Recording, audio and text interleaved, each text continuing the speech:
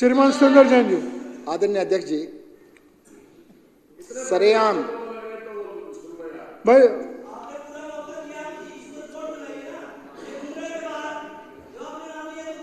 भाई आप जो अखिलेश जी बोलने दो।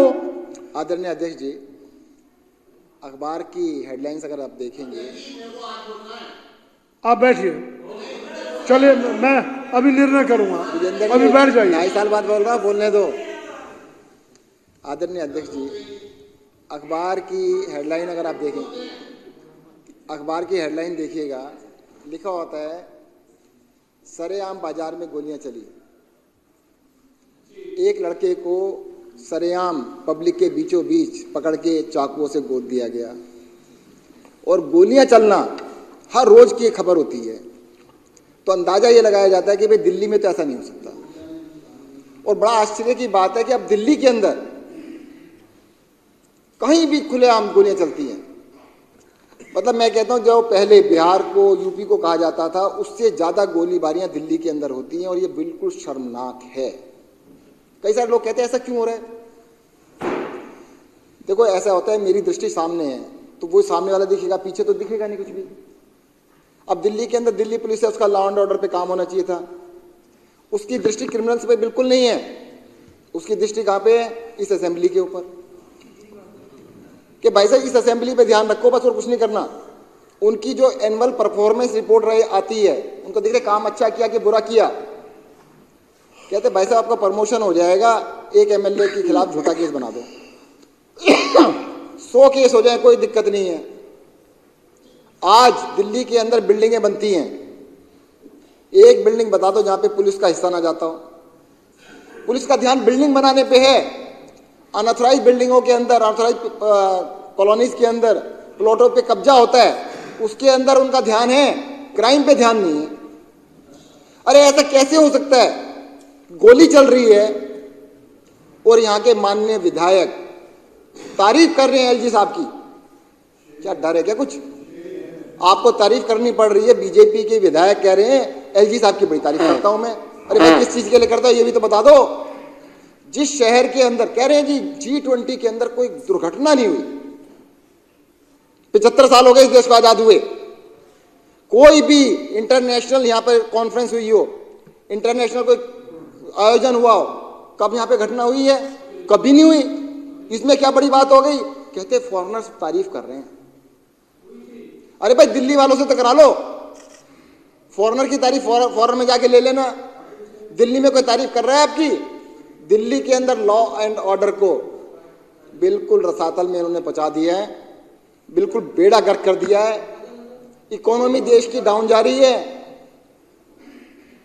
क्राइम अप जा रहा है, गैंगस्टर का ग्राफ ऊपर जा रहा है और गैंगस्टर के नाम सबको पता लग रहे हैं, उनको ग्लोरीफाई किया जा रहा है। बड़े बड़े बड़े बड़े गैंगस्टर्स, उनको बताया जा रहा है कितने बड़े लोग हैं और उनको प्रोटेक्शन भी दी जा रही है। दिल्ली के अंदर तो नशा भी बढ़ाया जा रहा है। और तो और देखो, दिल्ली शहर के अंदर यहाँ पे नशा नहीं होता था, उसको भी अब प्रोटेक्टेड उसमें आ गया है, कि प्रोटेक्टेड श्रेणी में आ गया है कि उसके अंदर भी चलो जी उसका भी हो जाए। मेरा ये कहना है कि केंद्र सरकार जिसके अंडर दिल्ली पुलिस आती है, देश दिल्ली का लॉ एंड ऑर्डर आता है, इस देश के जितने भी राज्य हैं,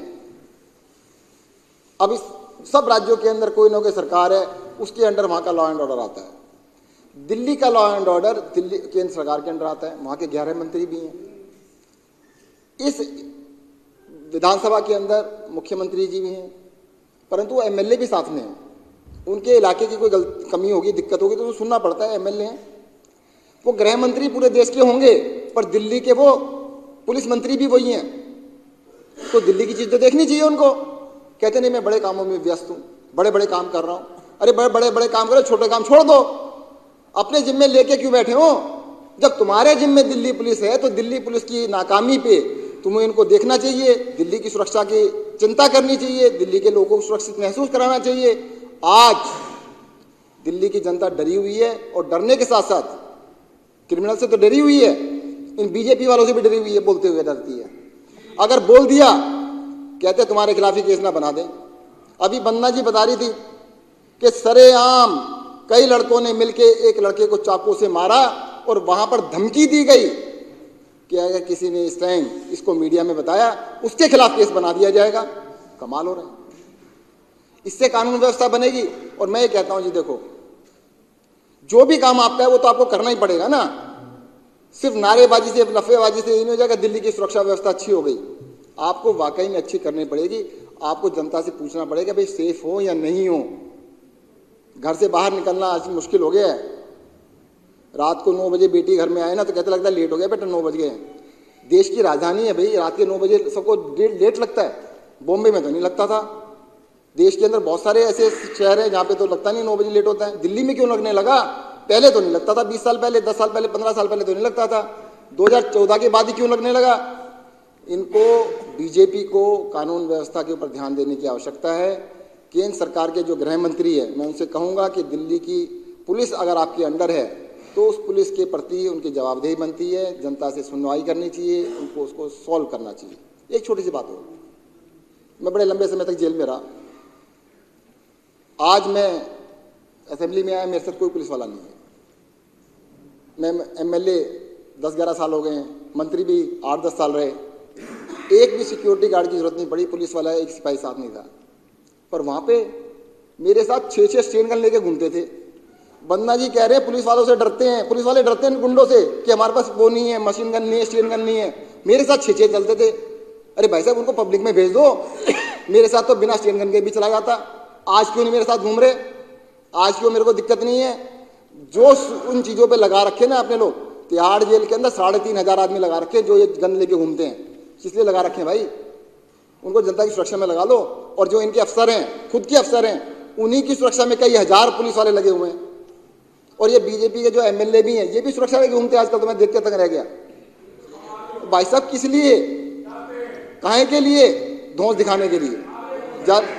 जनता को सुरक्षा देने की जिम्मेदारी दिल्ली सरकार के अलावा के नहीं, केंद्र सरकार की जिम्मेदारी है। मैं रिक्वेस्ट करूंगा कि केंद्र सरकार को दिल्ली का लॉ एंड ऑर्डर संभालना चाहिए, दिल्ली के जनता के प्रति सुरक्षा की भावना देनी चाहिए। धन्यवाद।